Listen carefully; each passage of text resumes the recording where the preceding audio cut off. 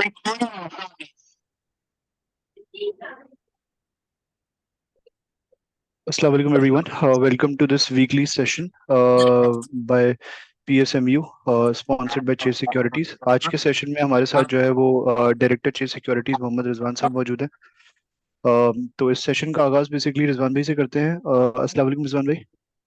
जी वालेकुम अस्सलाम शर्जील और बाकी व्यूअर्स, आप लोग सब कैसे हैं? अल्हम्दुलिल्लाह रिजवान भाई. अच्छा रिजवान भाई, सबसे पहले तो लास्ट वीक की जो मार्केट हमारी रही है उसका हल्का सा रिव्यू दे दें.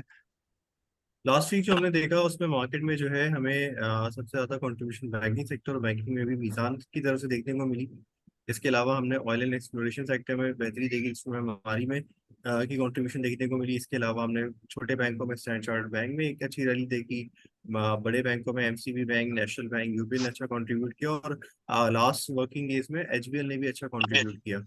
इसके अलावा कुछ आईटी सेक्टर की पॉलिसी के हवाले से जब खबरें आई तो सिस्टम्स ने, एवेंसियन ने, नेटसोल ने और बाकी सेक्टर ने अच्छा परफॉर्म किया। कुछ ऐसी खबरें भी ड्यूरिंग द वीक आती थी कि गवर्नमेंट ने जो फर्टिलाइजर इंपोर्ट की है तो आगे चल के क्योंकि शॉर्टफॉल हो सकता है, जिसकी वजह से हमने एफएफसी और ई फंड में anticipation of fertilizer price hike की वजह से हमने इसमें भी बेहतरी देखी। ये लास्ट वीक जो है मार्केट में इसी तरह की मिला जुला कंट्रीब्यूशन है और इन सेक्टर्स ने ज्यादा कंट्रीब्यूट किया मार्केट की अपवर्ड ट्रेजेक्टरी में। Perfect, Rizwan bhai. So without wasting any further time, let's jump on to the questions. आप में से किसी का कोई भी क्वेश्चन है रिगार्डिंग मार्केट या रिगार्डिंग एनी पर्टिकुलर स्टॉक, तो आप लोग रिजवान भाई से पूछ सकते हैं.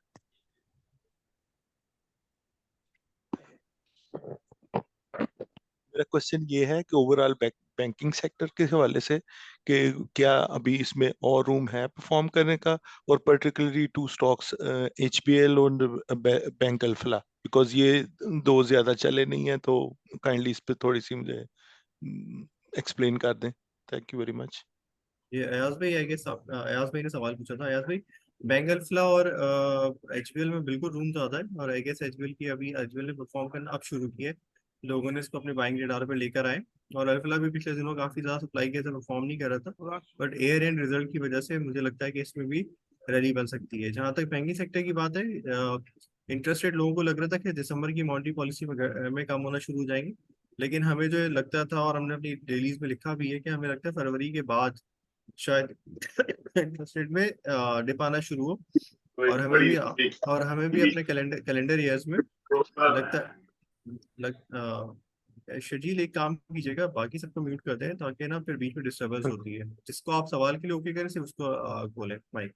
तो इसमें जो है हमें बाकी जो है ना जगहों पे सीमेंट्स वगैरह बाकी जो बैंक है उसने फिर दोबारा से रैली ने परफॉर्म करना शुरू किया जब इन्फ्लेशन का नंबर ऊपर आ रहा था और लोगों को अब उम्मीद नहीं है कि दिसंबर के महीने में इंटरेस्ट रेट कट होगा। लगता यही है कि इंटरेस्ट रेट जो है शायद फरवरी ऑनवर्ड कट होगा, तो बैंकों की जो नेम्स है या नेट इंटरेस्ट मार्जिन है उस पर जो इम्पैक्ट आएगा वो फरवरी के बाद होगा। दिसंबर में नॉर्मली बैंक अच्छे रिजल्ट अनाउंस करते हैं और अच्छी प्रॉफिटेबिलिटी में अच्छे डिविडेंड्स भी आ सकते हैं, इसीलिए जो है ये सारे सेक्टर लाइमलाइट में रहेंगे और यहाँ से भी परफॉर्म करते हुए आपको देखेंगे। इसमें यूबीएल भी हो सकता है, एमसीबी भी हो सकता है, स्टैंडर्ड चार्टर्ड बैंक हो सकता है, इसमें आपका बैंकल इस्लामी, फैसल बैंक, नेशनल बैंक ने अच्छा परफॉर्म किया है, आई गेस हबीब मेट्रो, बैंक अल्फला, ये सारे यहाँ से भी आपको परफॉर्म होंगे। बट जो स्पेसिफिक सवाल बैंक अल्फला का था, मुझे लगता है अर्निंग के हिसाब से उस हिसाब से परफॉर्मेंस आई नहीं है और अभी भी एचबीएल में भी उस हिसाब से परफॉर्मेंस नहीं आई है। आई गेस यहाँ से भी एचबीएल में अभी भी रूम होगा तकरीबन 10 से 15 रुपए पड़ने का। Thank you very much. अस्सलाम वालेकुम. हेलो, अस्सलाम वालेकुम. वालेकुम सलाम. वालेकुम सलाम। जी, इब्राहिम बोल रहा हूँ. शर्जील भाई, रिजवान भाई.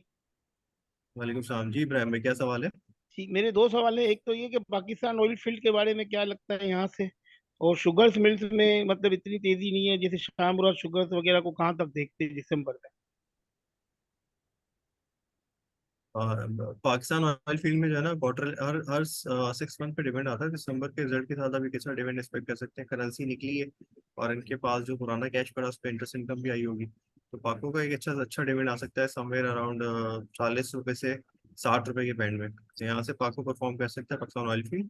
जहाँ तक शाहमुराद शुगर या बाकी शुगर्स कंपनी से ताल्लुक है, शुगर में कुछ परफॉर्मेंस आई है क्योंकि जो है ना प्राइसेस वगैरह बढ़ी थी, फिर कुछ कंट्रोल गवर्नमेंट ने किया जिसके से प्राइस नीचे आई है। तो शुगर में कोई इतना खास हमें आइडिया नहीं है और आई गेस हमने इसको एक्टिवली कवर भी नहीं किया। बट अगर आपका कोई स्पेसिफिक सवाल है तो आप इसको जो है शेड्यूल को नोट करा लें, मैं फिर अपने रिसर्च डिपार्टमेंट से आपको इसमें करस्पॉन्ड कर दूंगा, क्योंकि शुगर सर हमारी एक्टिव कवरेज कवरेज में नहीं है।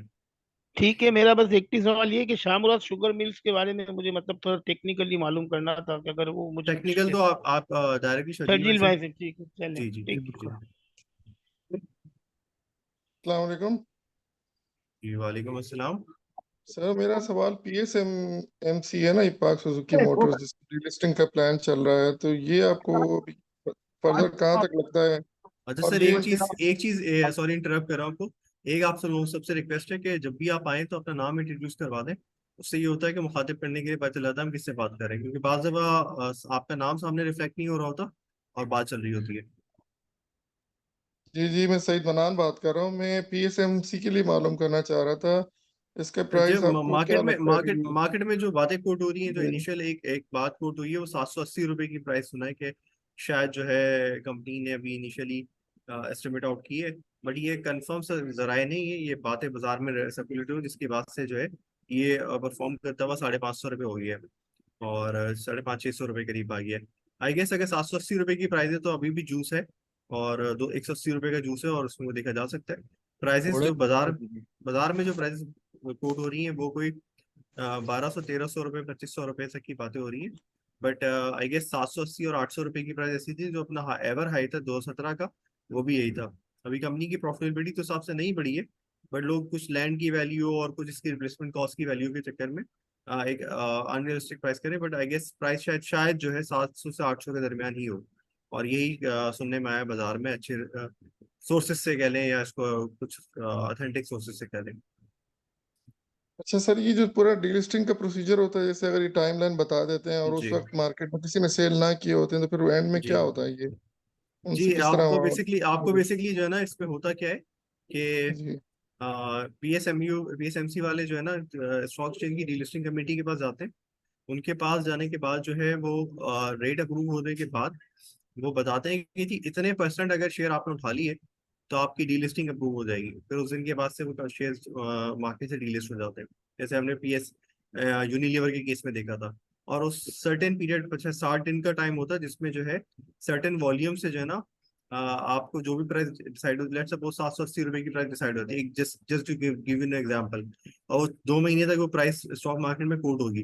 तो हर बंदे के पास राइट होगा कि 780 रुपये में जाके अपने शेयर जो है उस बायर को दे दे। वो और वो बायर कंपनी होगी। कंपनी ने वो शेयर्स बाय करने के लिए एक अकाउंट खोल के किसी भी ब्रोकरेज हाउस में, और वो शेयर जो है ना मुसलसल लगाना शुरू कर देगी, सब्जेक्ट के डीलिस्टिंग कमेटी इसको प्राइस जो भी कंपनी ऑफर करी उस पर एग्री कर जाए। तो वो जो मतलब शेयर्स होंगे वो फिर ऑनलाइन मार्केट में होंगे या उनके ऑफिस में जाके वहां से?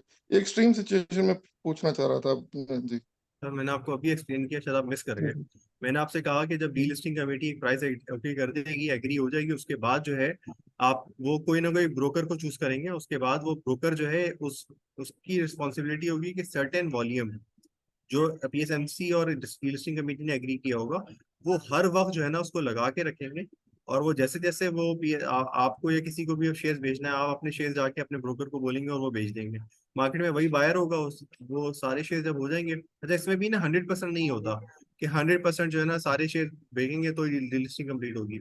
उसके लिए एक सर्टेन क्वेश्चन होता है कि जैसे अगर आपकी आउटस्टैंडिंग शेयर का इतना परसेंट अगर आपके पास बढ़ गया, तो उसके बाद से जो है वो डीलिस्टिंग अप्रूव हो जाती है। ठीक है, थैंक यू सर। अस्सलाम वालेकुम सर। मेरा नाम मलिक आमिर है। और सर मैं आपसे ना स्टील सेक्टर के बारे में और ऑयल मार्केटिंग सेक्टर के बारे में पूछना चाहता हूँ। स्टील सेक्टर के बारे में कोई स्पेसिफिक सवाल है तो सवाल पूछ लीजिए। और ऑयल मार्केटिंग मतलब आपका सवाल होगा तो मैं समझा सकूँ। सेक्टर के बारे में क्या बताऊँ मैं आपको। सर शेल के बारे में पूछना था सर। ये शेल काफी अरसे से घूम रहा है एक रेंज में। जी, मालिक आमिर साहब, इसकी जो प्राइजेस जो बात सुनने में आ रही है वो 189 टू 200 रुपीज के दरमियान शायद प्राइस जो है ना इसकी आ रही है। 3 दिसंबर इसकी डेडलाइन डेट बनती है, जिस तक इनको शायद प्राइस डिस्क्लोज करना होगा। जब वो डिस्क्लोज हो जाएगी उसके बाद फिर इसमें ऑर्डर एक्शन होगी। और इसीलिए क्योंकि प्राइस बहुत दूर नहीं है, इसीलिए शायद जो है ना लोगों का इंटरेस्ट इस तरह ज्यादा नहीं है, और लोग इसको थोड़ा सा वो करें। और फिर मतलब हो ना कि रिस्क लेने के लिए रिस्क रिवॉर्ड रेशियो है ना, अगर बाजार में बात कोट हो रही हो 300 रुपए की प्राइस आ रही है तो शायद लोग रिस्क लें, बट अब शायद प्राइस 160 वाट के अराउंड चल रही है और रेट 180 और 200 रुपए की बात करें, तो आई गेस उसमें इतना प्राइस एप्रिसिएशन या जंप नहीं लगता लोगों को, इसलिए लोगों ने हाँ इसको डंप कर दिया, यूज छोड़ दिया। आपका दूसरा सवाल ठीक स्टील हो। के हवाले से, कोई स्टील के सवाल पूछिएगा प्लीज। सर अमरीली स्टील में पूछना था कि INIL और अमरीली स्टील इनमें से कौन सा बेहतर है, और यानी इसके आगे ग्रोथ क्या होगी इसमें। देखिए अभी तक जो है ना स्टील सेक्टर के अंदर, एमरेली स्टील के अंदर थोड़ा सा हायर लेवरेज कॉस्ट की वजह से सुना था कि रिस्ट्रक्चरिंग वगैरह में जा रहे हैं, बट यस प्राइस तो पास ऑन इन्होंने की है, SL ने और INL ने भी यही यही पैटर्न को किया है। बट ये सेक्टर ज्यादा परफॉर्म तब करते हैं जब इंटरेस्ट रेट सिनेरियो साइकिल नीचे आता है। तो अगर मार्च ऑनवर्ड इंटरेस्ट रेट नीचे आएंगे तो ये दोनों सेक्टर परफॉर्म करके यहाँ से 25-30% की जम दे सकते हैं। और होता ऐसा नहीं है कि जब इंटरेस्ट रेट जिस दिन घटेंगे उस दिन ये बढ़ेंगे। इसमें होगा ये कि जैसे ही ये जनवरी फरवरी में आपको इन्फ्लेशन का नंबर नीचे लग रहा होगा तो ये सेक्टर, सीमेंट सेक्टर पहले परफॉर्म कर जाएंगे। Specific to Amreli I guess restructuring की कोशिश कर रहे हैं, अर्निंग बहुत नॉर्मल सी अर्निंग है। और जो आईएसएल है वो इस बुरे हालात में भी 5-6 रुपए कमा रहा है। तो मुझे लगता है ये है कि अगर हालात थोड़े बेहतर हो तो ये शायद 8-9 रुपए की अर्निंग भी कर सकता है आईएसएल की। और वही अर्निंग डबल होकर रिफ्लेक्ट होती है INIL के अंदर। INL अच्छा परफॉर्म करिए मेरे ख्याल से, जब कोई सिनेरियो बन रहा हो कोई इंटरेस्ट रेट घटने का या कोई प्राइस बढ़ने का, तभी ये यहाँ से परफॉर्म करेगा। लॉन्ग रन में ये तीनों कंपनियां बेहतर लगती हैं। आई गेस अगर इंटरेस्ट रेट यहाँ से पीक हो गए, जो कि सबको ही लग रहा है कि पीक हो गए, तो फिर आगे चल के इंटरेस्ट रेट घटने पे सारी कंपनीज परफॉर्म करेंगी। बेहतरीन हो गया सर। सर इसमें रिफाइनरी पे भी बता दें, ATRL तो काफी बढ़ चुका है, मेरा ख्याल है PRL में अभी गुंजाइश बाकी है, तो इसमें इसको इकट्ठा कर सकता हूँ, अकुमुलेट कर सकता हूँ 25 रुपए पे। मलिक आमिर भाई, ये तो 25 रुपए से ये तकरीबन 17-18 रुपए से चलता आ रहा है। रिफाइनरी मार्जिन अभी भी इनके सीधे, मैंने अपनी काफी प्रोग्राम में बताया कि रिफाइनरी मार्जिन तो सीधे रहेंगे या हायर साइड पर रहेंगे $17 और $14 के दरमियान, तो इनकी अर्निंग बहुत शानदार आती रहेगी। और एक और मसला ये है कि अगर इन्होंने जाके आगे एक्सपेंशन करनी है तो PRL ने एक बहुत बड़ा राइट देना पड़ेगा, क्योंकि PRL के पास इतना कैश नहीं है। तो उस सूरत में रेट ऊपर जाएगा तो राइट आएगा और वहां से फिर ये होगा। और सुना है कि मार्केट के काफी एक्टिव प्लेयर इसमें यहाँ से एक्टिव हो गए। तो अगर 40 रुपए होना है इसने 30-35 रुपए भी, तो बिल्कुल यहाँ हो सकता है, बट हमारी कोई इसमें रिकमेंडेशन नहीं है। बेहतर होगा कि आप इस सेशन के बाद जो है ना शर्जील से इस बारे में कोई टेक्निकल एडवाइस भी ले लें कि PRL को यहाँ एक्यूमुलेट करना कैसा रहेगा। अच्छा चलें, ठीक है सर, बहुत शुक्रिया सर। ये पाक इलेक्ट्रॉन और वेब्स का भी बता दें। मुझे लगता है पाक इलेक्ट्रॉन का ये क्वार्टर अच्छा होता है, शायद वो 20-21 रुपए तक जाके ट्रेड कर सकता है। वेव्स का भी मेरे ख्याल से ये क्वार्टर बेहतर है, क्योंकि सेल्स वगैरह इतनी बुरी नहीं है, तो ये भी परफॉर्म 1-1.5-2 रुपए कर सकता है। बाकी हमने इसको कोई बहुत पहल को देखा है, पहल में तो अर्निंग में बहुत ज्यादा जम नहीं होगा, बट वेव्स में मेरे ख्याल से थोड़ा आपको सरप्राइज मिल सकता है, शायद वो 1.5-2 रुपए से ज्यादा परफॉर्म कर जाए। लेकिन ये है कि आई गेस दोनों सेक्टर कंपनियां चल चुकी हैं, मतलब पहल तो खासतौर 10 का 18 हो गया, 80% का रिटर्न आ गया। अब यहाँ पर बेसिकली अगर हालात इम्पोर्ट के थोड़े से खराब हुए तो फिर ये स्टॉक के नीचे आ सकते हैं।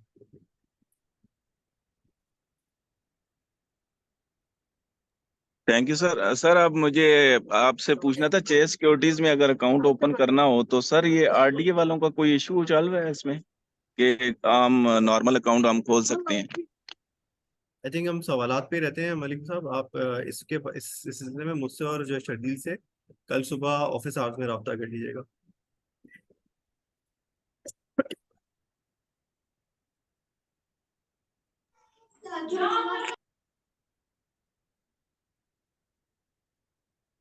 जी अजीज साहब अस्सलाम सर वालेकुम। जी इब्राहिम भाई। हेलो, अस्सलाम वालेकुम। वालेकुम सलाम। शर्जील भाई, मेरा एक और सवाल था। हम्म। ये जो कोलगेट पामोलिव पाकिस्तान है, रैकेट बैंड की इधर है या नेस्ले वगैरह है, इनकी प्रोडक्ट में फुल बाइकआउट की वजह से, मतलब लॉन्ग वे, मतलब जिस तरह इनकी जो प्रोडक्ट्स हैं आजकल मार्केट में बाइकआउट हो रहा है, मतलब हम ये पिछले दिनों देख रहे हैं जंग की वजह से। तो आने वाले दिनों में क्या इसका मार्केट के रेट पे इम्पेक्ट पड़ सकता है? मतलब ये कि इनकी प्रोडक्ट अब लोगों ने लेना छोड़ दी है, जैसे कोलगेट एक पामोलिव पाकिस्तान की लोगों ने प्रोडक्ट लेना छोड़ दी है। रेकिट की मतलब हार्पिक वगैरह है, व्हीट क्रीम है या मोर्टीन वगैरह है, या कोलगेट पामोलिव में आप ले ले तो इनके सर्फ वगैरह, ब्राइट वगैरह। और नेस्ले का भी मतलब लोगों ने बाइक काट के पाकोला का जस्ट नया पानी आ गया मार्केट में, तो मतलब क्या इनकी मतलब बाइकआउट से पाकिस्तान की स्टॉक मार्केट में इनके रेट पे फर्क आ सकता है? इब्राहिम भाई, आपके पास कोलगेट पामोलिव है? मेरे पास कोलगेट पामोलिव था, मैंने बेच दिया। आपका सवाल आप बाय करना चाह रहे हैं? मतलब बाई सवाल का करना चाह आंसर, रहा हूँ, हाँ बाई कर। मेरा अपना ख्याल है कि आई गेस सेल्स ये हमारे यहाँ बेसिकली एक ट्रेंड होता है। नॉर्मली लोग जो प्राइस में डिस्काउंट देखते हैं तो उसके बाद वो दोबारा आ जाते हैं। मुझे लगता है एक आध क्वार्टर में फर्क आएगा अगर आएगा, बट सस्टेनेबल बेसिस पे जो है मेरा नहीं ख्याल कि इनकी सेल्स इतनी ज्यादा गिर सकती है कि ये जो है वो हो जाए। जैसे अभी हमने बीच में देखा कि मैकडोनल्ड वगैरह ने अपनी सेल को मेंटेन करने के लिए फिर डिस्काउंट्स वगैरह देना शुरू कर दिए। तो आई गेस यहाँ पर भी आपको ये चीज दिखेगी, डिस्काउंट वगैरह हैवी आ सकते हैं, उसकी वजह से कोई एक आध सेल्स एक आध क्वार्टर के अंदर अर्निंग में डिप आए, बट मेरे ख्याल से उसके बाद चीजें पिकअप कर जाएंगी। ठीक है। सर WTL का अगर बता सकते हैं, इसकी जो ये पेरेंट यार की लिस्टिंग चल रही मेरा है। मेरा ख्याल है कि हमारा टाइम बहुत लिमिटेड है, तो जी। शर्जील भाई आप जिसका एक बिल्कुल। दफा सवाल हो गया है ना, दोबारा उन्हीं को अलाउ करते जा रहे हैं, तो नए लोगों को भी मौका दें। आप सवाल कर लें प्लीज, अब आप आ गए प्लीज। WTL के बारे में क्या पूछ रहे थे आप? सर इसकी जो ये पेरेंट की लिस्टिंग चल रही है नैस्डैक में, तो इसका जी, इम्पैक्ट कितना डायरेक्ट कोई इम्पैक्ट नहीं होगा, आपको? डायरेक्ट कोई इम्पैक्ट नहीं होता। बट होगा ये कि नॉर्मली जो है ना लोग इसको लिंक करके इसमें स्पेकुलेशन कर रहे होते हैं। डायरेक्टली अर्निंग वाइज कोई इम्पैक्ट नहीं है, इसके लिस्ट होने से, उसकी पेरेंट कंपनी के लिस्ट होने से अर्निंग पे जीरो इम्पैक्ट होता है। Thank you sir.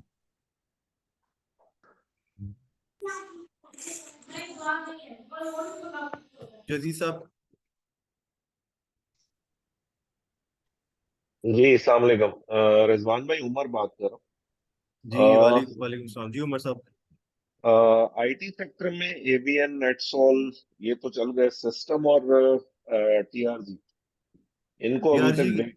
टीआरजी के अंदर टेक्निकली ब्रेकआउट हमने एक फोकास्ट किया था शर्जील भाई ने, और आई गेस उनकी कॉल बहुत अच्छी रही। बाकी टीआरजी के अंदर अर्निंग की प्रेडिक्टेबिलिटी नहीं है, और 16 रुपए की माइनस अर्निंग हो सकता है इस क्वार्टर में 3-4 रुपए का रिवर्सल आ जाए, इसकी वजह से चल रहा है, और शायद 100 रुपए के ऊपर जाके ट्रेड होना शुरू हो जाए। बट इसको बेसिकली लोग कोई भी हाउस कवर नहीं करता, क्योंकि इसकी सम ऑफ द पार्ट वैल्यूएशन के हिसाब से कवर करना थोड़ा सा मुश्किल होगा। अभी शॉर्ट टर्म में इसका टारगेट जो सुन रहे हैं 100 रुपए, this this this could be achievable. और बिल्कुल, हमने टेक्निकल कॉल्स के बेसिस पे इस पे एक बाय कॉल निकाली थी, जिसमें अगर आप शर्जील भाई के ग्रुप में हैं तो आपको मिल गई होगी। बाकी फंडामेंटली इसको कवर करना इसलिए मुश्किल है क्योंकि इसकी अर्निंग प्रेडिक्टेबिलिटी, पाकिस्तान में सेल्स हो तो बंदा कर लेना, ये कोई खास ट्रेंड हो, सिस्टम में भी सेल्स का नहीं पता चलता, बट एक सस्टेनेबल उसकी ग्रोथ रही है तो आप प्रिडिक्ट कर सकते हैं, एमएनसी उनके ऑर्डर बुक को देख के प्रिडिक्ट कर सकते हैं। या ऑक्टोपस में भी आप बेसिकली थोड़ा सा एक एनालिस्ट बेसिस से आइडिया लेते हैं, टीआरटी में अर्निंग की विजिबिलिटी इतनी नहीं होती है, तो इसीलिए जो है इसको थोड़ा सा प्रिडिक्ट करना थोड़ा मुश्किल होगा। बट यस, टेक्निकली ब्रेकआउट हुआ है, सारी आईटी चल रहे हैं, तो ये भी परफॉर्म कर सकता है। हाँ, लेकिन परसों पता नहीं क्या हो गया था, 87 से डायरेक्ट 83 पे जाके ये all of a sudden in a second वो इट उमर भाई गेव अ वो तो ब्रेक। मार्केट है ना, मार्केट में आप तो पता है ना, कोई भी सप्लाई आ जाए तो वो तो आप प्रेडिक्ट नहीं कर सकते। बट यही होता है, इसीलिए जो है ना शर्जील भाई जो है ना अपनी जो टॉपिक्स होती हैं उनके साथ स्टॉप लॉसेस भी देते हैं। तो अगर आप प्योर टेक्निकल को फॉलो करें तो मेरे ख्याल से स्ट्रिक्ट स्टॉप लॉस के साथ करें, क्योंकि मार्केट अपने हाई पे खड़े भी ऑल टाइम। अगर करेक्ट होने को आई और यहाँ से 3-4 हज़ार पॉइंट, ये 1,000-2,000 पॉइंट करेक्ट हुई, तो फिर आपको लगेगा यार ये आप फंस गए, या आप ऊपर के रेटों पे आपके पास चीज पड़ी रह जाएगी। तो अगर आप कोई ट्रेड कॉल ले रहे हैं तो उसमें अपना स्टॉप लॉस जरूर बांधें, या जरूर रखें। इंडेक्स में आप कोई मेजर करेक्शन देख रहे हैं according to the fundamentals of the country, economical situation and? मेरे ख्याल से मेजर करेक्शन तो किसी टाइम पे भी आ सकती है, बट अभी जिस तरह का गोरे का इंटरेस्ट है, बाइंग इंटरेस्ट है, जिस तरह लोकल पार्टिसिपेशन है, लगता नहीं है कि फॉरेन को बहुत मेजर करेक्शन आनी चाहिए। बट यस, कल अगर आज आज तक की बात है, हो सकता है कल जो बायर है वो बायर हट जाता है, तो मार्केट नीचे आ सकती है, क्योंकि मार्केट चली स्ट्रेट 8,000 पॉइंट है, तो किसी वजह से भी आ सकती है। बट क्योंकि अभी तक इकोनॉमिक फंडामेंटल सॉरी जिसकी एंटिसिपेशन पे चीजें चल रही हैं, अभी तक उसकी विजिबिलिटी आने में टाइम है, जिसमें इंटरेस्ट रेट घटना, SIFC के पैसे आना, प्राइवेटाइजेशन होना, जो असल जो है जो मार्केट की डायनामिक्स को बहुत तेजी से हो सकते हैं। अभी तक उनमें कोई ऐसा कोई डेवलपमेंट नहीं है, हाउएवर मार्केट और हम भी एक्सपेक्ट कर रहे हैं कि SIFC से गल्फ कंट्री से कुछ पैसे आएंगे, और उसकी वजह से आई एम श्योर कुछ मार्केट में का मोमेंटम कंटिन्यू हो सकता है, और शायद मार्केट बगैर करेक्शन के 70-75 हज़ार हो जाए। बट करेक्शन आ सकती है क्योंकि मार्केट चली एक साथ है। कोई और सवाल है उमेश साहब? नहीं, थैंक यू वेरी मच। अस्सलाम वालेकुम रहमतुल्लाहि व बरकातुहू। वालेकुम अस्सलाम, कैसे नहीं है साहब? कैसे कैसे हैं हैं? आप? शुक्र अल्हम्दुलिल्लाह। रिजवान भाई आप सुनाइए, शजील आप ठीक हैं? अल्हम्दुलिल्लाह। अल्हम्दुलिल्लाह। रिजवान भाई शुरू हो गया काम और इंशाल्लाह अब इसको ग्रेजुअली ऊपर आपकी तरफ शुरू हो जाएगा, अकाउंट में शुरू होगी ट्रेडिंग। नहीं नहीं, ये तो बहुत अच्छा हो गया। दुआ कीजिएगा नहीं नहीं, अल्लाह इंशाल्लाह। खैर करे। अच्छा रिजवान भाई ये बताइएगा कि सीमेंट काफी बढ़ चुका हुआ है, अभी इसमें एंट्री बनती है या नहीं? सॉरी, किसमें? सीमेंट सेक्टर में। अच्छा, सीमेंट ने ना और पूरी रैली में परफॉर्म ही नहीं किया नायर भाई। आई गेस लोग वेट कर रहे थे इंटरेस्ट घटने का, और दूसरा सीमेंट की ना थोड़ी इस महीने की सेल भी 6% से डाउन हो गई। वो भी कोई ऐसी मेजर रीजन नहीं है, सिर्फ उसकी वजह ये थी कि इसमें जो है आपका एक्सेल लोड जो है ना आखिर 15 दिनों में नेशनल हाईवे अथॉरिटी और 2-3 लोगों ने इम्प्लीमेंट किए।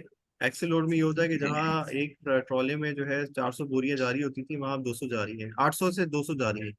तो आधे का फर्क आया, ट्रांसपोर्टेशन बढ़ी है। सुना है कि कुछ अरसे में ना सीमेंट वाले कुछ और प्राइसेस को बढ़ा के ना इसको ऑफसेट कर जाएंगे। तो सीमेंट अभी चला नहीं है, but obviously cement basically theme play interest rate घटने का। तो जैसे ही इंटरेस्ट रेट घटना शुरू होंगे या उसकी इंडिकेशन आएगी या इन्फ्लेशन का नंबर किसी महीने डिप होगा, तो सीमेंट परफॉर्म कर जाएंगे। मेरा ख्याल है कि इसमें अगर मार्केट के साथ कोई डिप आ जाए तो इसको आपको देखना चाहिए। Thank you. और बैंकिंग सेक्टर के बारे में आप क्या गाइड करते हैं कि बैंकिंग सेक्टर में इस वक्त एंट्री बनती है?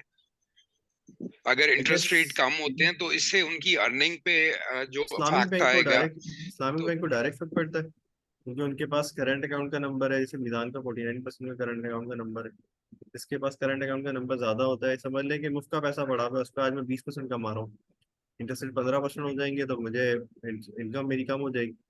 जिन बैंकों के पास पीएलएस डिपॉजिट ज्यादा है या जिनकी कमर्शियल लैंडिंग में जहाँ पर मिनिमम डिपॉजिट रेट है कि अगर आपका इंटरेस्ट बढ़ता है तो आपने अपने कस्टमर का भी डिपॉजिट रेट बढ़ाना है, सेविंग पे जो प्रॉफिट है, तो उन बैंकों पे इतना इम्पैक्ट नहीं होगा। इम्पैक्ट उन पे भी होगा, बट जिनके पास डायरेक्टली फ्री का पैसा है या कॉस्ट ऑफ बोरिंग जीरो है, वहाँ ज्यादा इम्पैक्ट होगा। अब उसको ऑफसेट करने के लिए हो सकता है मीज़ान और बैंक अल इस्लामी और फैसल बैंक अपने जो है डिपॉजिट्स को अगर नॉर्मली बढ़ा लेते हैं, सॉरी, तो ऑफसेट कर जाएगा वो। चल रहा है वो सीजन इनफैक्ट चेंज हो रहा है ना, तो हर बंदा इफेक्ट हुआ हुआ है। ऐसे ही तो है। बैंक्स में आप रिजवान बैंक भाई अल्फला और कौन सा HBL, bank bank recommend bank करेंगे bank currently? Bank Alfalah, HBL और एचएमबी। जज़ाकल्लाह खैर, बहुत शुक्रिया रिजवान भाई। It was really nice talking to you, same thank here you sir. Very much. और अगर आप माइंड ना करें तो कभी कभी आपको डायरेक्ट तंग कर लिया करूं। Any time sir, any time. जज़ाकल्लाह खैर, जज़ाकल्लाह खैर।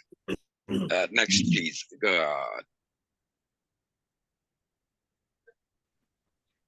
जी अस्सलाम वालेकुम। जी वालेकुम सलाम। तौसीफ बात कर रहा हूँ।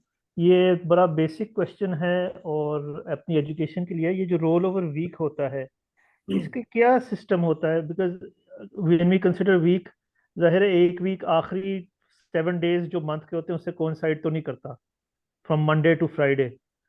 तो ये when does the roll over week is supposed to start and when does it end? Will it now carry forward to Monday, also Monday Tuesday जो अभी आगे दिन आ रहे हैं? So this very ये basic question I needed to understand.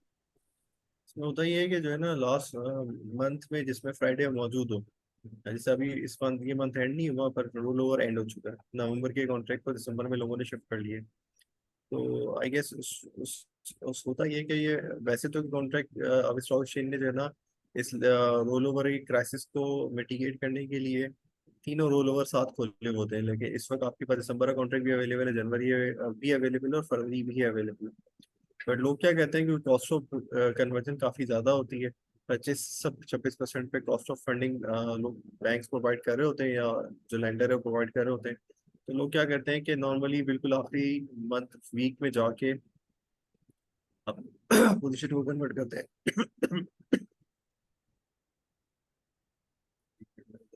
Break लेता हूँ 1 minute please.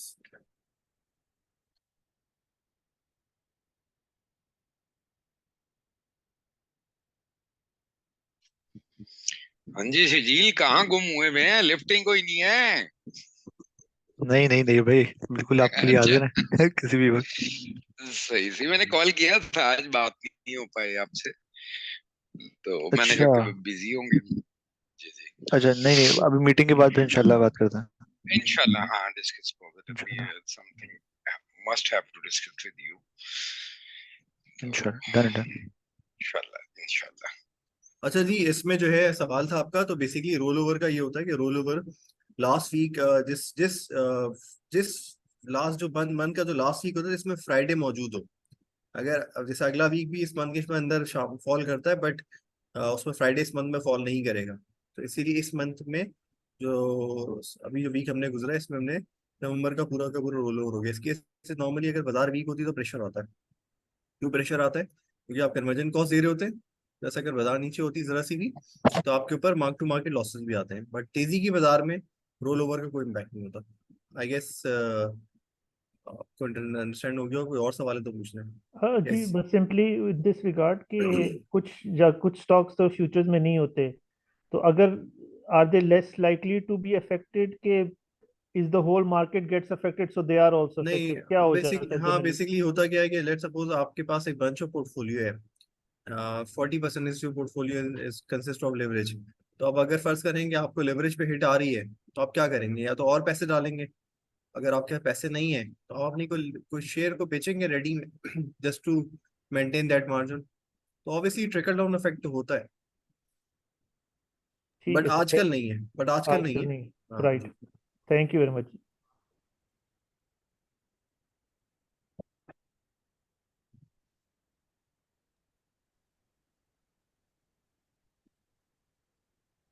जी, अस्सलाम वालेकुम रिजवान भाई, कैसे हैं आप? ठीक हैं?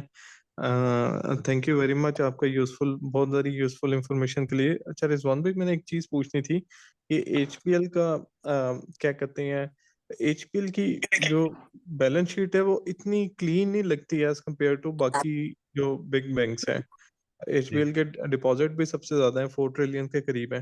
तो जी आपका क्या ख्याल है कि ये आइंदा आने वाले वक्तों में अपना डिविडेंड पे आउट इंक्रीज कर सकते हैं जी जी जी। उसमें? मेरे ख्याल से पिछले 2-3 क्वार्टर से उससे अपना डिविडेंड पे आउट बेहतर ही है। अर्निंग में विजिबिलिटी आ रही है। बैलेंस सही। शीट बैंक्स की नॉर्मली जो होती है, वो देखना होता है कि आपका कार रेशो क्या है। कार रेशो इसका बेसिकली जो पेनल्टी उसने पे की थी उसके बाद से आउट हुआ था। अब ओवर द पीरियड राइट देने के बाद, चीजें करने के बाद बेहतर हो रहा है। दूसरा ये कि सही। जो स्पॉन्सर है वो खुद बाय कर रहा है। आई गेस इनका सुना ये है कि शायद तीसरा बायबैक भी हो पाइपलाइन में। तो अगर स्पॉन्सर खरीद रहा है या बैंक खरीद रहा है, अपने शेयर खरीद रहा है, तो इसका मतलब दिस शोज द ठीक। कॉन्फिडेंस कि यार वो अपनी मैनेजर पे ट्रस्ट करते हैं। जहाँ वो तक तो रहेगा। रिजवान भाई खरीद तो इसलिए रहे ना कि वो तो अब डिविडेंड डिस्पर्स नहीं ना कर सकते, रिपेट्रिएशन नहीं प्रॉफिट्स की कर सकते, तो वो नहीं जो यार, इधर ही वो पड़ा हुआ देखिए था उनका डिविडेंड्स, वो उसी से शेयर खरीदे जा रहे हैं। नहीं, वो तो आप सही कह रहे हैं, बट पाकिस्तान ऑयल फील्ड भी तो ये कर रहा है ना, वो बायबैक तो नहीं कर रहा। आप जी। उसकी जाके बैलेंस शीट खोले, उसमें जो है ना, पहले 9 अरब रुपए आ रहा था, अब 17 अरब आ रहा है। सही। ठीक है, तो वो डिविडेंड तो नहीं रिपैट्रिएट कर रहा, बट इसका ये मतलब थोड़ी उसने अपनी डिविडेंड देना बंद कर दिया। डिविडेंड दे करके अक्रू तो कर दिया ना उसने, बुक कर बिल्कुल लिया। सही। जब भी गवर्नमेंट ऑफ पाकिस्तान से अप्रूवल मिलेगी वो चला जाएगा। मतलब ये बेसिकली आप, मतलब मैनेजमेंट का काम ये तो नहीं है ना कि वो डॉलर पे व्यू लेना शुरू कर दे। उसने अगर पे हम्म। करना है तो करना है। बिल्कुल। सही है। अब वो डिविडेंड रिपैट्रिएशन कब होती है? वो 300 के डॉलर पे होती है, वो 400 के डॉलर पे होती है, कभी भी नहीं होती है। ये तो policy, I guess State Bank का काम है, इनका बिल्कुल सही। काम नहीं है। तो इनका मसला ये था कि इनका कार आउट था, तो इनको स्टेट बैंक से वो था कि आप अपना कार मेंटेन रखें। आई जी। थिंक आई थिंक इनका टियर 1 में शायद कोई इशू था, टियर 1 कैपिटल में, इसके राइट भी चुके थे। अब ये कंफर्टेबल है, सही। इनको कोई मसला नहीं है, वो आगे भी कोई कोई पेनल्टी या कोई चीज नहीं दिख रही। तो आई गेस ये वो वाइट बैंक जैसे परफॉर्म नहीं किया, तो मुझे लगता है ये परफॉर्म जी। कर जाएगा। यहाँ से सही। तकरीबन 25-30% बढ़ जाएगा। हमने शायद आप ही के कहने पे, आप ही ने सवाल पूछा था, तो हमने लास्ट में भी ये पिच किया था कि 92-93 पे लेना चाहिए, और वहां से 107 वाद तो हो गया था, 104 जी 105। जी। तो यहाँ से भी अभी लगता है कि 25% की जगह है इसमें, ये जा सकता है। सही। थैंक यू सो मच, बहुत शुक्रिया आपका। Thank you. जी रिजवान साहब अस्सलाम वालेकुम, शर्जील साहब अस्सलाम वालेकुम। वालेकुम वालेकुम सलाम सुहेल सलाम। साहब। जी माशाल्लाह बड़ा अच्छा आपने एक्सप्लेन किया पाकिस्तान सुजुकी का। मेरा इसमें एक सवाल मेरे जहन में आ रहा था कि क्या स्पॉन्सर इस स्टेज पे बैकआउट कर सकते हैं डीलिस्टिंग से, अभी जो स्टॉक एक्सचेंज के जो रूल्स हैं? देखिए, स्पॉन्सर टू स्पॉन्सर वेरी करता है। और सुजुकी ने जिंदगी में ट्रांसफर प्राइसिंग की और कभी भी इस शेयर होल्डर को पे आउट नहीं किया, मिनॉरिटी शेयर होल्डर को। अगर ये ज्यादा फोर्स करते हैं और बोलते हैं यार 2,500 की पे आउट, तो हो सकता है वो बोले यार 2,500 के पे आउट पे की प्राइस पे ऐसा है कि करेंगे आप हमसे सारे शेयर हमसे ले खरीद लें। क्योंकि मैं आपको आपने सवाल पूछा, उसमें सवाल जवाब देने की कोशिश कर रहा हूँ, या सिनेरियो पेंट करने की कोशिश कर रहा हूँ। या फिर वो ये कह सकते हैं कि ठीक है जी, आपको 2,500 लगता है की वैल्यू है तो हम लिस्ट ही नहीं करते। मतलब बात ये है ना कि इस वक्त डीलिस्टिंग करने की कॉस्ट अगर आप कहेंगे उनसे उनसे कहेंगे कि 30 से 40 अरब रुपए दे दो, तो हो सकता है कि वो कंसिडर करें कि यार हम नहीं देते। Okay, thank you. आखिरी मेरा सवाल ये था कि एग्रीटेक में काफी एक हफ्ते से मूवमेंट आ रही है, कोई 7:30 से वो 11:30 पे चला गया है, कोई खास रीजन इसकी? आई थिंक पास्ट पार्ट्स में ना तो कोई मूवमेंट आई नहीं थी अभी तक ना, और जैसे लोड्स में भी परफॉर्मेंस आई है, आई गेस हमने एग्रीटेक आप सॉरी एग्रीटेक आप कह रहे हैं, ये जो एजीएल की जी बात कर रहे हैं, सॉरी जी, एजीएल की, एजीएल। सॉरी मैं कंफ्यूज हो गया था auto parts Agri Agri Autos में। तो एग्रीटेक जो है, एग्रीटेक में अगर आप बात करें, उसमें हुआ ये था कि इनको एसएनजीबी की नेटवर्क से गैस मिलेगी सर्दियों में just to overcome the shortfall, तो उसकी वजह से ही परफॉर्म कर रहा है। और दूसरा ये भी सुना है कि आने वाले दिनों में Fauji group are interested to buy that stake in Agritech. उसके बाद तो मारी की एक फील्ड है इसकी फील्ड के करीब, उससे इसको डेडिकेटेड सप्लाई मिल जाएगी। ऑल्दो इसका जो डेट है वो जब तक रीस्ट्रक्चर नहीं, फिर होगा ये कि फौजी ग्रुप अगर रिक्वायर कर लेता है, उसके बाद डेट रीस्ट्रक्चर होगा, फिर डेट रीस्ट्रक्चर होने के बाद ये कंपनी प्रॉफिटेबल हो सकती है। अभी तो जो जिस कॉस्ट पे गैस उठाते हैं, ये सिर्फ अपने ऑपरेटिंग लेवरेज को कवर करते हैं, ये बहुत पैसे नहीं बनाते। तो बस अब मूवमेंट आ गई है, सब चल रहे हैं, तो ये भी चल गया।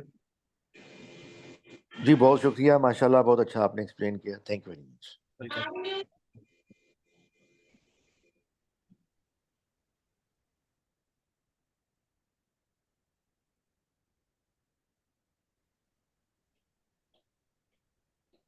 जी और किसका सवाल है, प्लीज अनम्यूट कीजिएगा। वालेकुम सर, फारूक बात कर रहा हूँ। जी फारूक भाई, वालेकुम वालेकुम सलाम। सलाम। सर वो मुझे ये पूछना था कि ईफट इस जिस प्राइस पे भी प्रिवेल कर रहा है, जी इसमें एक्यूमुलेशन कर सकते हैं? और जो आपने लेक्चर के शुरू में कुछ बताई थी न्यूज़, रिपीट कर देंगे प्लीज? और तीसरा ये कि डिविडेंड क्या एक्सपेक्ट करते हैं इस क्वार्टर में, दिसंबर क्वार्टर में? देखिए, नॉर्मली फर्टिलाइजर के अंदर जो है ना, जो इस वक्त चीजें चल रही हैं प्राइस गैस प्राइस के बाद, जो है ना अभी तक कुछ फर्टिलाइजर ने बढ़ाया है, कुछ नहीं बढ़ाया। तो आई गेस फर्टिलाइजर के अंदर, ईफर्ट के अंदर, एफएफसी के अंदर बहुत रूम है अभी भी यहाँ से बढ़ने का। और यील्ड पे भी मेरे ख्याल से 20-22% से कम नहीं होगी इस वक्त। तो अगर ये कोई सेक्टर नहीं परफॉर्म कर रहा है, पिछले दिनों तो फर्टिलाइजर परफॉर्म कर गया है, मतलब 78 का उठा के ईफर्ट भी को 100 रुपये हो गया और एफएफसी भी बढ़ गया है। लेकिन मुझे लगता है रूम अभी भी इसमें मौजूद है, यील्ड प्ले में अभी भी बुरा नहीं है, और अगर इंटरेस्ट रेट घटेंगे तो ये भी अपने आप को रीएडजस्ट करेंगे in terms of price. I guess Aziz साहब का भी कोई सवाल है, अजीज साहब को भी ये लाइन पे ले लें शदीद साहब। बिल्कुल अजीज भाई।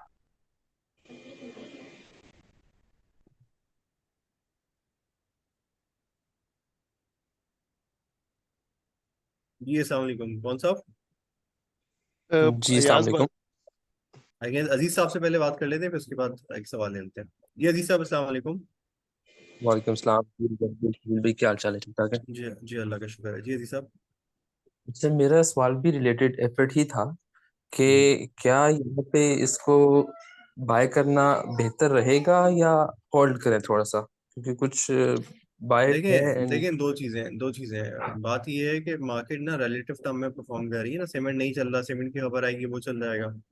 अच्छी बात ये हो जी रही है कि जी अब सेक्टर स्विचिंग हो रही है ना। तो फर्टिलाइजर के अंदर मैंने आपको अभी आपके सवाल से पहले फरूख साहब को एक्सप्लेन कर लिया, मेरे ख्याल है आपको उससे आप सेटिस्फाई हो गए होंगे आप उस जवाब से, कि एक तो प्राइस बढ़ने की बातें हो रही हैं, और दूसरा ये है कि आपका जो है शॉर्टेज होगी तो वैसे डीलर ब्लैक करेगा, तो अगर थोड़ी सी प्राइस बढ़ती तो ईफर्ट है उसी को फायदा होगा, इसलिए लोग ईफर्ट है उससे खरीद रहे हैं। और यील्ड प्ले में भी सस्ता है, अगर इंटरेस्ट रेट घटने वाले हैं 7% या 5%, तो उस पर भी बहुत सस्ता मिल रहा है, 20-22% की 20% की यील्ड पे मिल रहा है दोनों। ऐसे जी ही, अजीज, बिल्कुल ऐसे ही है। और कोई सवाल अजीज ठीक हो साहब? गया, ठीक हो गया, थैंक यू सो मच। जी अब दूसरा, आई थिंक अबन शायद इनको आपने अनलॉक किया था। अगर कोई सॉरी, जी अस्सलाम जी, वालेकुम। जी अज जी अज भाई। अच्छा अगेन मैं समझा कि शायद अब कोई सवाल नहीं पूछ रहा, तो इसलिए मैं एक छोटा सा सवाल पूछ लेता हूँ। रिजवान भाई, जनरल टायर के बारे में थोड़ा सा एक्सप्लेन कर देंगे, क्योंकि अब काफी लग रहा है कि इसमें अब पोटेंशियल है। अब आप एक्सपर्ट हैं तो आप गाइड कर दें प्लीज। देखिए जनरल टायर और पैंथर टायर ना दोनों ही अच्छा परफॉर्म कर रहे हैं। आई गेस अब यहाँ से आगे जो रैली है ना वो हो ये रहा था कि इनकी जो एक आपका स्मगलिंग हो रही थी ना, उस चक्कर में इनकी जो है ना टायर बिकते नहीं थे। स्मगल टायर के चक्कर में ठीक ठाक जो है ना इनको मार पड़ती।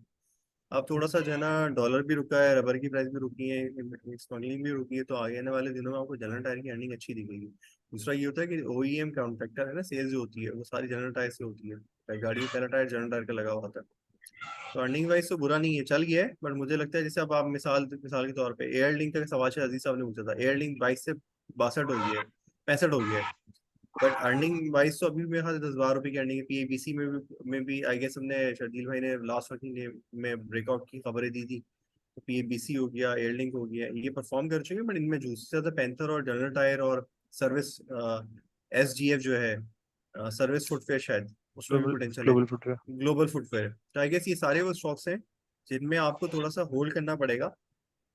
देखिए करेक्शन तो मार्केट में किसी वक्त भी आ सकती है। बट अगर आपने थोड़ा सा उसको ट्रेडिंग से हटके लिए है, क्योंकि ये स्टॉक ऐसे हैं कि जो आपको मल्टीपल टाइम का रिटर्न देंगे, बट ये उसी टाइम चलते हैं जब इनका टाइम आता है या इनकी अर्निंग्स पे कोई जंप आ रहा होता है। तो अभी तो कोई खास ट्रिगर नहीं है। बट यस, अगर आप होल्ड करते हैं तो मेरा ख्याल है ये रेट बुरे नहीं है। अब ये सुन पे चले जाए शरीर भाई, दूसरा सवाल जो था अवान अवान शाह साहब का था, उनको अनलॉक करते हैं।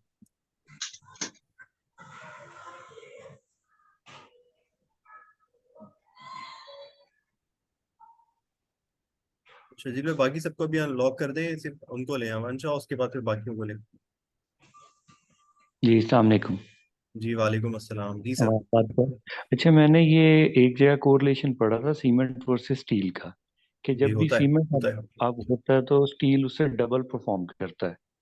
तो अब हम अगर कंसिडर करें कि इंटरेस्ट रेट आगे 2-4 महीनों के अंदर कम होंगे, है जी। तो स्टील सेक्टर के अंदर हम कौन सी मतलब कंपनी को आप ज़्यादा प्रेफर करते हैं? मतलब लास्ट टाइम 1-2 सेशन पहले आपने आगा स्टील को रिकमेंड किया था कि जी उसमें कुछ मेजर फंडामेंटल चेंजेस आ रही हैं। बढ़ भी गया तो वो। हाँ जी, वो बढ़ भी गया, उसका इम्पैक्ट भी आ गया। जी तो अब जो ऑनवर्ड अगर हम देखते हैं तो ये 3-4 कंपनी जो मेजर हैं, जी। उनमें से मतलब like your favourite as a company कौन सा देखिए रिकमेंड है? मैंने मैंने उस वक्त भी कहा था कि आगा, मुगल और आईएनआईएल, ये तीन काफी अच्छी कंपनीज हैं जिनमें आपको जो है आईएनआईएल में आपको आईएसएल का एक्सपोजर मिल जाता है।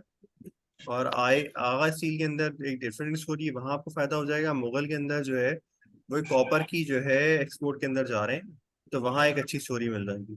बाकी जो है मिरेली स्टील है, इत्तेफाक स्टील है, वहाँ अर्निंग नॉर्मल होगी, पूरा सेक्टर परफॉर्म करेगा तो परफॉर्म करेंगे। दूसरा आई गेस स्टील के अंदर ही जो है और कौन सा स्टॉक था, आगा था, आईएसएल था, क्रिसन स्टील, तो आई गेस वो भी स्टोरी है। बस यही स्टील स्टॉक्स है हाँ आयशा स्टील है। आई गेस अच्छा वो स्टील। जो है वो आईएसएल से जो है रिलेटिवली चीपर मल्टीपल पे मिल रहा है, तो अगर वो वहां पर भी फ्लैट स्टील में भी चीजें टर्न अराउंड हुई। देखिए इस वक्त हमें एक मसला पता है क्या है, हमारे पास अभी भी डॉलर सफिशिएंट नहीं है। आप आईएमएफ प्रोग्राम के बाद भी ना हम बेसिकली इंपोर्ट उतनी कर रहे हैं जितनी हमारे पास एक्सपोर्ट होती है या रेमिटेंसेस आ रही है। तो उसकी वजह से हम जो है सरप्लस पे नहीं जाते, ऑल्दो इनको कोई प्रॉब्लम नहीं आ रही है, इम्पोर्ट कर रहे हैं। बट जब रिसेशन आ रही होती है ना, तो उसके चक्कर में थोड़ा प्राइस मिसमैच और चीज़ों की वजह से ना इनको क्योंकि इनके पास वर्किंग कैपिटल का भी इशू होता है, तो इसकी वजह से स्टील में बहुत खुल के तेजी करना अभी थोड़ा सा होता है इकोनॉमी। क्योंकि स्टील की देखें सीमेंट की कोरिलेशन क्या है कि जितनी आपकी जीडीपी की ग्रोथ होगी ना, फर्स्ट करें 5% जीडीपी ग्रोथ आती है, और सीमेंट की सेल बढ़ेगी 10%। ये बहुत हम्म। सिंपल फार्मूला है। इसी का सर्टेन पोर्शन से स्टील बढ़ता है। बट नॉर्मली ये है कि जब जीडीपी का नंबर 2.5% है तो सीमेंट में 5% की ग्रोथ आएगी। तो सीमेंट में कोई इम्पोर्टेड कॉम्पोनेंट नहीं है ना। सीमेंट में स्टील में तो आपको बेसिकली रॉ मटेरियल जो स्क्रैप है वो आपको चाइना से इम्पोर्ट करना पड़ता है। फिर जो आयशा वाले और आईएसएल वाले हैं वो सीआरसी और एचआरसी जो है वो इम्पोर्ट करते हैं, सीआरसी इम्पोर्ट करते हैं उसको एचआरसी बनाते हैं, और फिर गैल्वेनाइजिंग टेक्नोलॉजी वो करते हैं। थोड़ा सा इंपोर्ट वाली चीजों में थोड़ा सा ना अभी मेरे ख्याल से डॉलर का और इन्फ्लोस का थोड़ा देखना चाहिए। बट यस यहाँ पर ये दोनों कंपनीज लंबे अरसे के लिए इंटरेस्टेड टीम के हवाले से बुरी नहीं लगती, जो तीनों चारों मैंने आपको हाईलाइट की। राइट, ठीक है।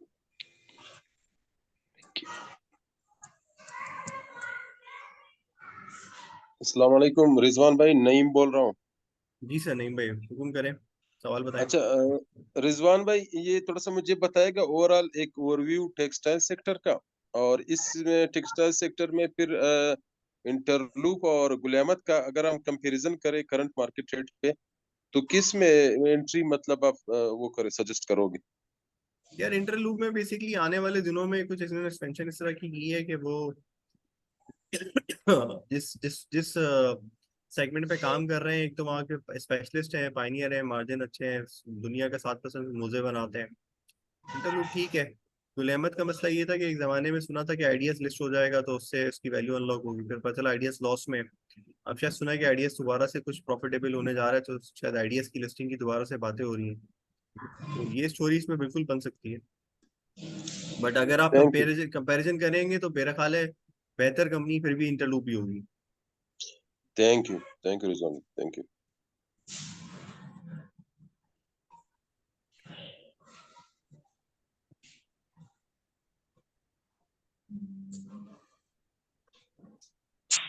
आई थिंक अशरफ साहब शायद सवाल।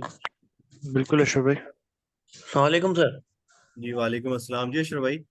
रिजवान भाई, मुझे हफाज पाइप का पूछना था, वो बीच में नोटिस आई थी इसकी बाईबैक इसमें जा रहा है, मगर कुछ डिटेल आई नहीं बाद में। देखा तो नहीं है आप अशरफ भाई। मैं आप माजरत चाहता हूँ, फास्ट का मैंने देखा भी नहीं और रिसेंट डेज में मैंने इसका कोई नोटिस भी नहीं पढ़ा, तो अच्छा अच्छा नजरों से गुजरा नहीं है। आप मुझे ना कल शेड्यूल की थ्रू रिमाइंड करा दीजिएगा, मैं आपको कल सुबह पर्सनली रिप्लाई कर दूंगा। ठीक है। और रिजवान भाई, एक रूपाली पॉलिस्टर का आपको पूछना था, नहीं, कि ये नहीं। रूपाली का नहीं idea. I guess main main मसला ये होता है कि हम जो मेन मेन फैक्टर्स होते हैं ना वो देख लेते हैं, वही कवर कर रहे होते हैं। आपको पता है 500 कंपनीज हैं, अगर हम उससे जनाना डी मलाचू मलाचू टेक्सटाइल का पूछेंगे तो मुझे नहीं पता होगा। जी तो जी क्योंकि 500 स्टॉक्स कैसे कवर करूं, मतलब वो पॉसिबल नहीं ना, फिर आपको गलत खबर दे दूं जिसके बारे में मैंने पढ़ा ही नहीं है, तो वो भी गलत होगा ना। ठीक है रिजवान भाई, thank you. Thank welcome. You.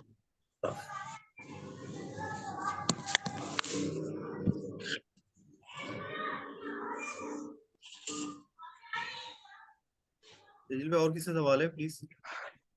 जी मेरे ख्याल से एक दो रिजवान सवाल लेते हैं। भाई, जी उमर भाई। मेरा क्वेश्चन था दोबारा से। अभी ये रिसेंटली नोटिस था तारिक ग्लास का कि बीजीएल की 75% एक्विजिशन कर रहे हैं, तो इससे तारिक ग्लास का बीजीएल है, पे क्या? तारिक ग्लास का आया था या उसका आया था? हाँ सही है, I think lucky Guru, lucky Tariq glass, ठीक है तारिक ग्लास का ही होगा, सही है। तो इससे बीजीएल पे कोई पॉजिटिव इम्पैक्ट आने के चांसेस है? टीजीएल तो ऑलरेडी बढ़ा है, बीजीएल भी बढ़ा है, लेकिन इससे कितना बड़ा इम्पैक्ट बलूचिस्तान ग्लास पे आ सकता है?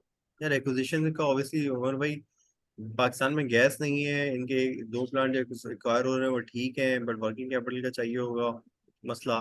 वर्किंग कैपिटल का मसला तारिक ग्लास को नहीं है, वो उसको मर्ज कर लेगा। तो आई गेस शॉर्ट टर्म में मतलब कोई ऐसा नहीं है, जो गेन आना होगा आ चुका होगा।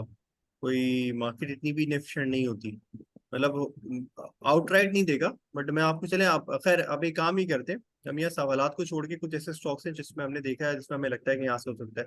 बलूचिस्तान ग्लास के बारे में मुझे ऑनेस्टली मैंने नहीं देखा, बट मुझे याद पड़ता है कि इसके जो प्लांट बिक रहा था ना, बिकने के बाद जो है तारिक ग्लास के बाद बहुत मेजर अर्निंग नहीं हुई, क्योंकि इसके पास कुछ और भी यूनिट है जो बंद पड़े हुए, जो प्रॉफिटेबल है वो जा रहा था, और उसकी वजह से शायद जो है ना तारिक ग्लास की अर्निंग में इम्पैक्ट आएगा, शायद वो इवेंचुअली इसको मर्ज वर्ज कर ले।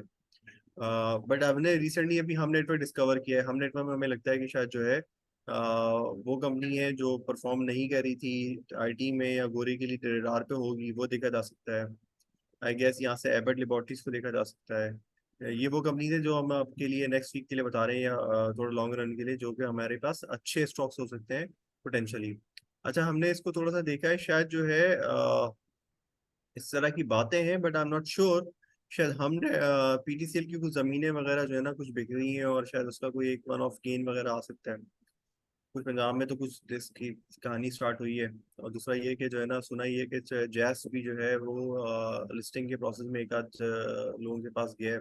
जैस is one of the profitable company, तो उसका यूफोन के ऊपर इवैल्यूएशन वाइज थोड़ा गेन आ जाए, तो शायद आपको पीटीसी में, हम नेटवर्क में, एबट में, हाई नून में, फिरोज में, इनमें को भी अपने बाइंग रेडार पे रखना चाहिए। आई गेस गैस प्राइस जनवरी से दोबारा बढ़ने की बातें हो रही हैं, ओजीपीपीएल को अपनी बाइंग रेडार में रखना चाहिए। थोड़ा सा आपको सीनॉथ वगैरह पे फोकस करना चाहिए। ये वो कंपनीज है जिनमें मेरा ख्याल है कि अब अगर एचबीएल बैंक को, बेंगल फ्ला को, तो बाजार में भी जूस बहुत है, स्टोरीज बहुत है, तो इनको आप बाइंग रडार पे रखें, मेरे ख्याल से आपको जो है इनमें अच्छी गेन बन सकते हैं। कोई और सवाल? OGPPL तो अभी तक चले ही नहीं है। I don't know what is the specific reason behind that. पूरी मार्केट में अच्छी खासी बड़ी रैली आई है, लेकिन OGDC PPL का कोई एज सच कोई गेन आया नहीं है। और वो नहीं, तो अगर नजर आप भी आता है कि अगर ये चल गए तो फिर तो इंडेक्स पता नहीं कहाँ जाएगा। It looks like surpass around 62,000 as well. इट में अगर ये सेक्टर चलते हैं तो इसका कोई स्पेसिफिक रीजन है, सर्कुलर डेट है, ये क्या है? असल में देखिए, इसमें दो रीजन है। इनिशियल मूव तो इसकी अच्छी बन गई ना, मतलब ये OGDC 74 वगैरह से और 68 से पीपीएल चल के आई गेस इनिशियल मूव तो दे चुके हैं। इसमें डिविडेंड की कहानी थी ना, जिसकी वजह से परफॉर्म कर रहे थे, वो नहीं आ रहा। दूसरा भी SIFC के अंदर जब तक रेको टिक की पेमेंट नहीं आती है, रेको टिक के हवाले से भी मेरा ख्याल है कि थोड़ा सा लोग वेट कर रहे हैं कि रेको टिक की खबर आए तो फिर ये चलेगा। स्टोरी तो इसमें है, और परफॉर्म भी इससे नहीं किया, तो किसी टाइम भी किसी स्टोरी के पीछे परफॉर्म कर सकता है। और दूसरा है कि अगर फर्स्ट करें मार्केट करेक्ट होती है तो पूरी रैली में से उस हिसाब से परफॉर्मेंस नहीं दिखाई है, तो यहाँ से हो सकता है कि बटे भी कम। इसी तरह से जो मैंने आपको हम नेटवर्क बताया है, उसमें भी ये स्टोरी है। BTC में अर्निंग स्टोरी है भी और नहीं भी, but yes it's a worth looking company, क्योंकि ब्रॉडबैंड में भी थोड़ा सा पेनिट्रेशन बढ़ी है, यूफोन भी आई गेस ब्रेक इवन कर रहा है, तो यहाँ पर चीजें थोड़ी सी आपको जो है ना दिख सकती हैं। बट आपका सवाल बिल्कुल सही है कि जिस हिसाब से बाजार चली ना, उस हिसाब से सीमेंट चले, और ना ही जो है OGPPL ने परफॉर्म किया।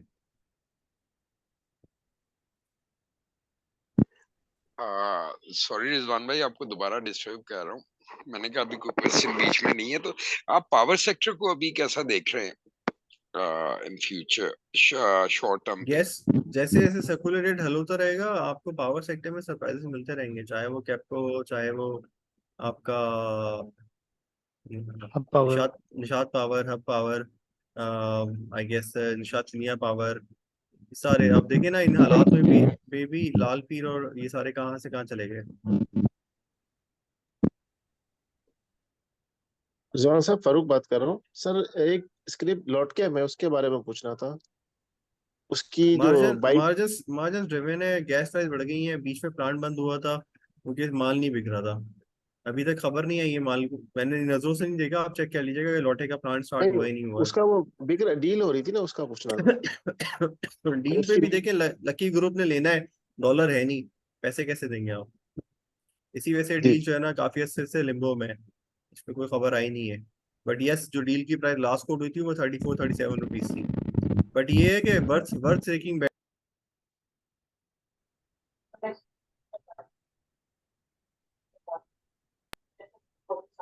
अगर आप यहाँ पर ले लेते हैं तो आई गेस आपको जो है दोबारा से यहाँ पर एक डील के ऊपर आप एक इसमें तेजी दे सकते हैं या तेजी कर सकते हैं। अदरवाइज तो मेरा ख्याल से जो है इसमें कोई अभी मार्जिन या साइड साइड से कोई खास खबर नहीं है। यार ये किसी ने जे करके है PSMC का, मेरे ख्याल से हम बात कर चुके हैं, तो आई गेस आप ये रिकॉर्डिंग सुन लीजिएगा, आपको जवाब मिल जाएगा। जो सवाल हो चुके हैं ना उनको कोशिश करें रिपीट ना करें। अच्छा, मेरे ख्याल से सेशन को ऑलरेडी 1 घंटा जो है वो हो चुका है, तो लास्ट 1 या 2 क्वेश्चन हम लेते हैं, उसके बाद फिर हम रैप करेंगे। बिल्कुल सही है। अस्सलाम वालेकुम। जी वालेकुम सलाम जी, इब्राहिम साहब।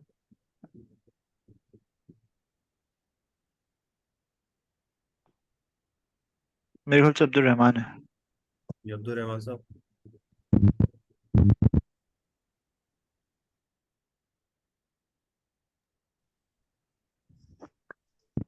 जी इब्राहिम हेलो। भाई। हाँ, मैंने इनको सवाल किया था कि ट्रीट के राइट के हवाले से कुछ गाइड मिल जाए। देखिए सर, ट्रीट का राइट अभी पहली दफा नहीं आया है, हर दफा आता है, कोई ना कोई प्लान होता है और उसके बाद वो स्टॉक परफॉर्म करता है, फिर नीचे आ जाता है। तो आई गेस ये स्टॉक थोड़ा सा जो ना शेडी है, इसको थोड़ा इससे एहतियाती करनी चाहिए। कोई क्लियर कट विजन नहीं है, जो तेजी की मार्केट में भी राइट दे रहे होते हैं, मंदी की मार्केट में भी राइट दे रहे होते हैं, तो प्लान लेकर होते हैं, हर राइट के पीछे एक प्लान होता है कि हमने इसमें ब्लेड के अंदर एक्सपेंशन करनी है, ये करना है। बट आई गेस अभी तक कोई इन्वेस्टर को बहुत पैसे नहीं बना के दिए, और अभी शायद शायद आप जाके देखेंगे 6 महीने पहले भी एक राइट आया होता। अच्छा, मेरे ख्याल से एक और रेज हैंड है जी। जी जी आई सर। एम साहब। जैन साहब। अच्छा शजील, हमारा सेशन 10:39 तक चलेगा क्योंकि हमने स्टार्ट थोड़ा लेट किया था। 10:39 पे इसको परफेक्ट ऑफ कर दीजिएगा। परफेक्ट और परफेक्ट जिसकी रिजवान भाई। जिसकी वीडियोस भी ऑन है ना, काइंडली उनको भी वीडियोस भी ऑफ कर दें। सिर्फ आपकी और मेरी वीडियोस सिस्टम ऑन है। सिर्फ आपकी और मेरी वीडियोस ऑन होनी चाहिए, बाकी सबकी ऑफ कर दें वीडियोस।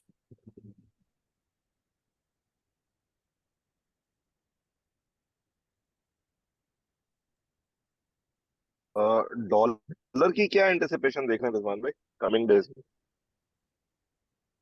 मेरे ख्याल से जो GIN वालों का सवाल ले लें, फिर आपके पास आते हैं। वेट रेज हैंड उनका, है वो अवेलेबल? चले चले गए मेरे ख्याल से वो। चले गए जी। आपको उमर साहब क्या सवाल है, प्लीज दोबारा पूछिएगा। मैंने कहा डॉलर को हम कहाँ एंटिसिपेट कर रहे हैं कि अभी ये नियर फ्यूचर कहाँ तक जा सकता है? Will it cross 300 because that give a very negative impact on the market. लेकिन डॉलर के अंदर हमारे पास डॉलर नहीं है, और जितना डॉलर आप स्ट्रॉन्ग करेंगे आपकी इंपोर्ट जो है ना उतनी ज्यादा खुलती चली, उतनी ज्यादा आपके लिए वायबल हो जाएगी। तो बेहतर तो ये है कि डॉलर आपका ऊपर रहे। तो उसको देखते हुए मेरा ख्याल है कि ये रेंज यही होगी, समवेयर अराउंड 285 to 300।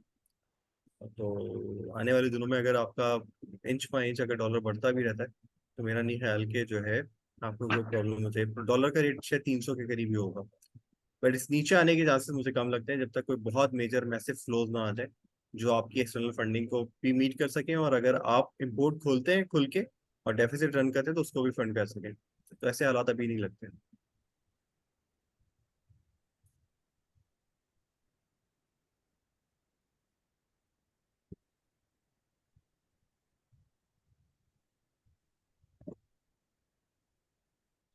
अच्छा, इसके अलावा किसी और क्वेश्चन?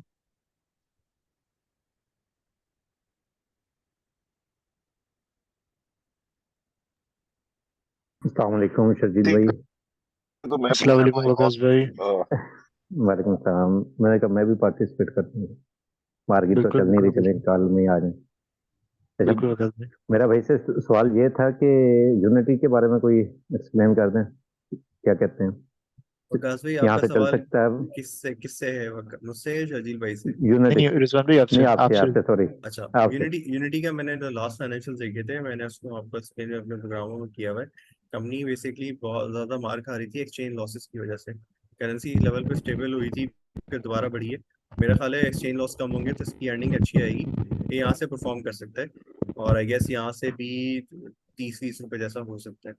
और बाकी मेरा ख्याल है आप प्रोग्राम में 7-8 मिनट रह गए हैं, तो शर्जील भाई अपने। अच्छा, हमें एक और, मैं अभी रिसेंटली इंटरेस्टिंगली रिजल्ट देख रहा था PIBTL का, वो मैं डिस्कस कर लेता हूँ। अर्निंग अच्छी आई है, और अगर करेंसी यहाँ से नहीं निकलती फर्दर, तो आई गेस PIBTL की को भी यहाँ पर वर्थ लुकिंग है। इसमें हमने जो स्टॉक आइडेंटिफाई किया उसमें PIBTL है, हम नेटवर्क है, HBL बैंक है, बैंक अल्फला है, दोनों GPPL हैं, और पाको हो सकता है। यहाँ पर ये सारे स्टॉक्स को देखना चाहिए।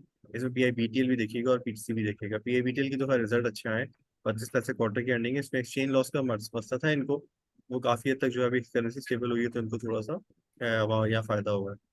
और कुछ कोल्ड हैंडलिंग भी दुनिया जो इंटरनेशनली कोल गिरा है, हमारे कोल की हमारी ट्रेड बंद हुई है, तो कोल हैंडलिंग भी जो है थ्रू PIBTL पोर्ट बेहतर हुई है। बाकी शजील, अगर किसी को कोई आपको चार्ट्स पे कोई व्यू बताना हो, बहुत कोई शेयर शुक्रिया। करना हो तो कर लें। परफेक्ट रिजवान भाई। जी इब्राहिम भाई, कुछ पूछना चाह रहे थे आप?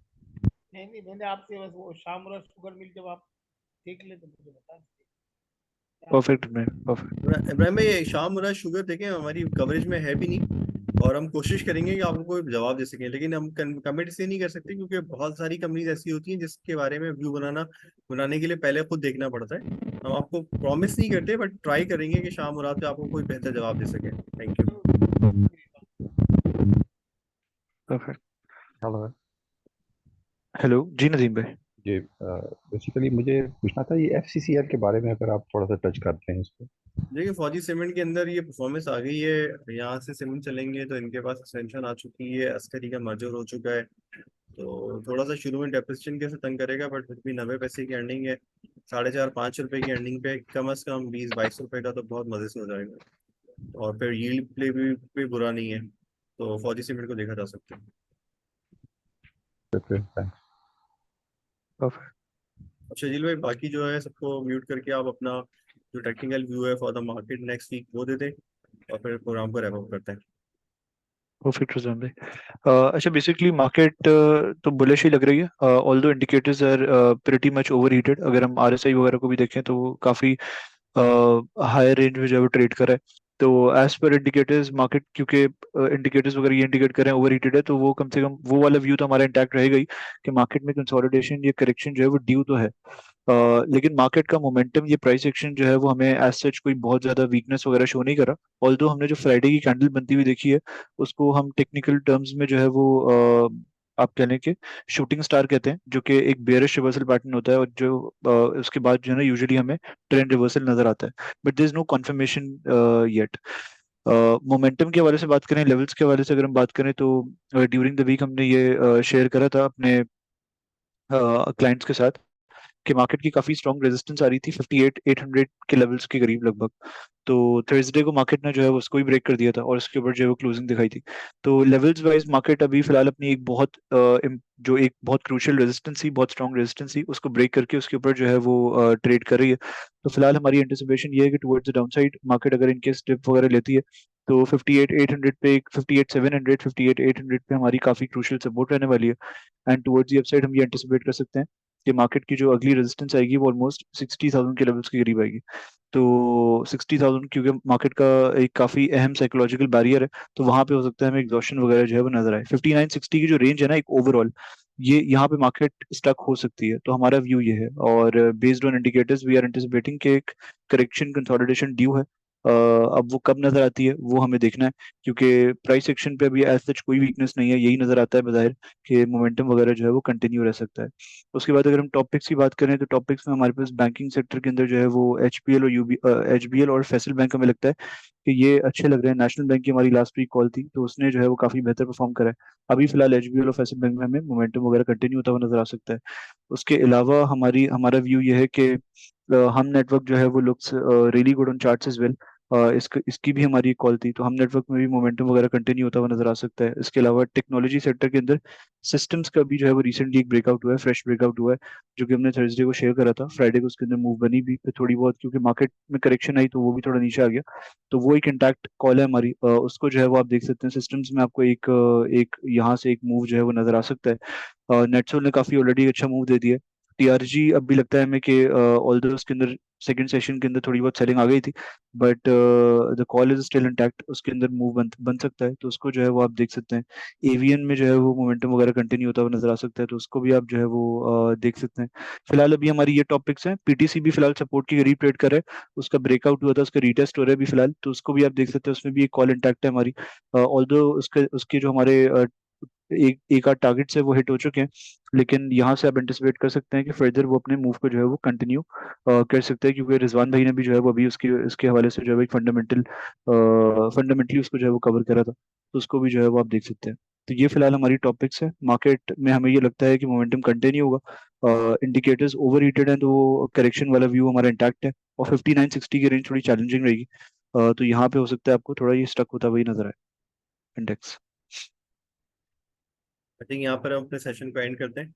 आप सब लोगों का बहुत शुक्रिया, आपने पार्टिसिपेट किया, और हम इसी तरह से कोशिश करेंगे कि हम पीएसएमयू की ताउन से जे सिक्योरिटीज मिलके कोई ना कोई इस तरह के इंफॉर्मेटिव सेशन आपके लिए लेकर आते रहें। जज़ाकल्लाह खैर रिजवान, स्पेशली आपको, शजील को, समीर भाई को और सब भाइयों को लंबी जिंदगी, सेहत, तंदुरुस्ती, खुशियों, खुशहाली के साथ अता फरमाए। आप लोग जितनी एफर्ट्स कर रहे हैं हम लोगों के लिए, अल्लाह ताला आपको जज़ाए कसीर अता फरमाए उसके। हम अब दे तो कुछ नहीं सकते, आपको दुआएं दे सकते हैं। Thank you so much. मानो आफियत वाली लंबी जिंदगी अता फरमाए। आमीन आमीन। बहुत शुक्रिया। All the best. Thank you. अल्लाह हाफिज़। Thank you so much Rizwan भाई, thank you so much everyone.